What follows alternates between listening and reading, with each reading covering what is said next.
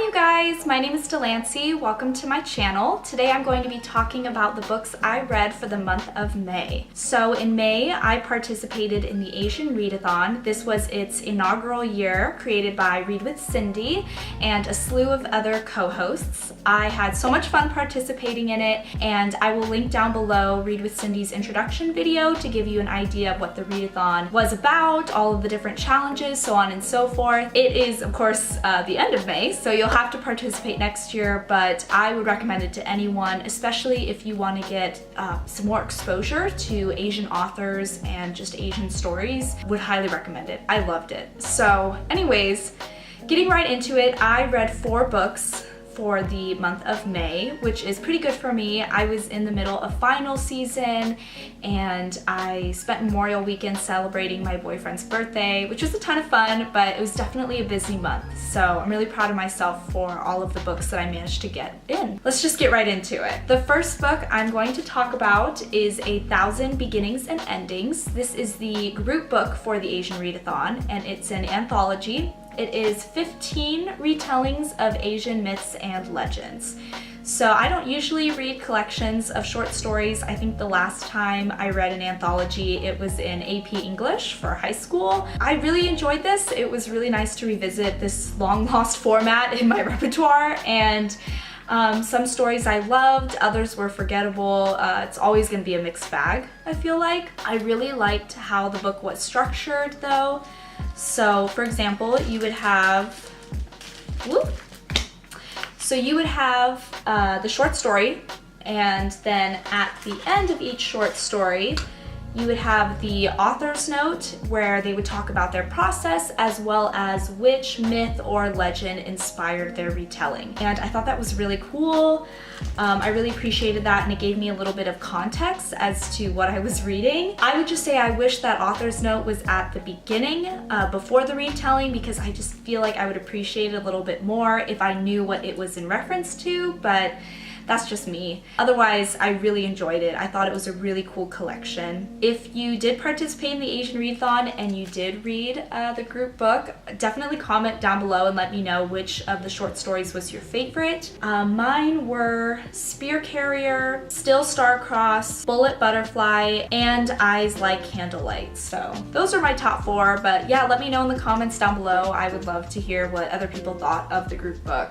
I ended up giving this book a 3 out of 5 stars. Like I said, although there were some great stories, I just don't really like anthologies. Right when I start to get used to the characters and the flow of the author's writing, it switches to another retelling, so that's always very jarring for me. That's just the nature of short stories, so what can you do? But yeah, 3 out of 5 stars for this one. Alright, moving into my second book. For the Asian Readathon, I read Descendant of the Crane by Joan He. This is a YA Chinese-inspired fantasy. It is about Princess Hasina, who quickly becomes queen after the mysterious, unexpected death of her father. Hasina is convinced that the king was murdered, so the majority of this book is about her trying to find answers as to what really happened. There is a lot of palace politics, as well as a magic system involved, soothsayers who have a collection of different powers. It's a really cool premise, and I had seen so many raving reviews all over Goodreads. Obviously the cover is gorgeous, so I was really excited to read it. However, I actually did not like this book at all. I ended up giving it 2 out of 5 stars, and that was generous. I was really underwhelmed. I actually filmed a full book review, so I will be posting that soon, so be on the lookout for that. I will keep my thoughts on this brief. I thought the writing was really confusing. I would have to reread sentences multiple times, and I thought the execution of the plot structure was weird. This book bummed me out a lot, and I'm glad I finished it and I didn't DNF it, but yeah.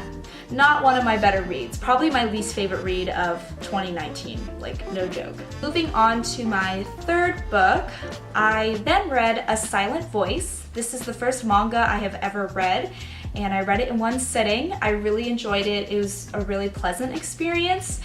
This is the first volume in a collection of books, so this was really just the origin story, and I don't have anything to compare it to because, like I said, this is the first manga I ever read, but I thought this story was so sweet. It follows a deaf student who is new to a school, but she is aggressively bullied for her hearing disability. It's a coming of age story. It's what I assume will become a redemption story as well. I really liked how it addressed bullying. It was just so cool to have a main character who has a hearing impairment because you don't see that very often. So I would definitely recommend this. Next time I'm in the mood for manga, I think I'm gonna pick up the second book in this collection. I ended up giving this a 4 out of 5 stars, and we will see where this takes me. Also, I think there is a movie about this, so I'm hoping that after I finish the series, I can check out the movie and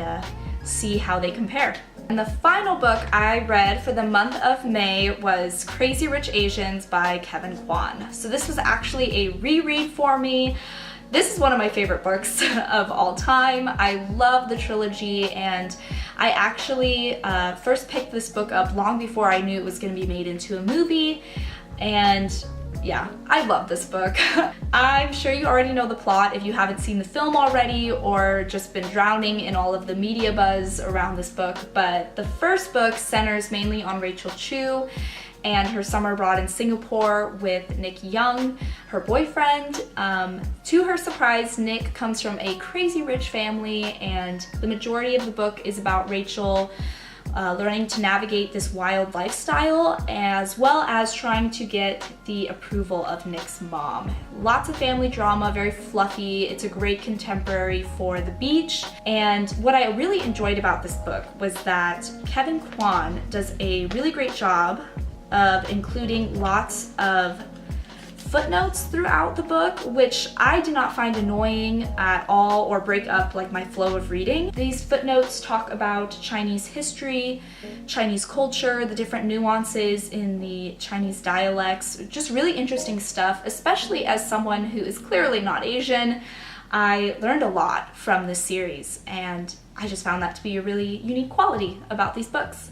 So no surprise, I gave this another 5 out of 5, and I really enjoyed it. I read it while I was in the middle of studying for exams, and I just needed a break for my brain, something easy to read, and I already knew the ending, and yeah, it was a good choice. So that is gonna do it for my May books. Like I said, I'm really proud of myself. I didn't do too bad for everything that was going on in my life, and just like at the speed that I usually read, I think I'm kind of a slow reader relative to other people, but yeah, so proud.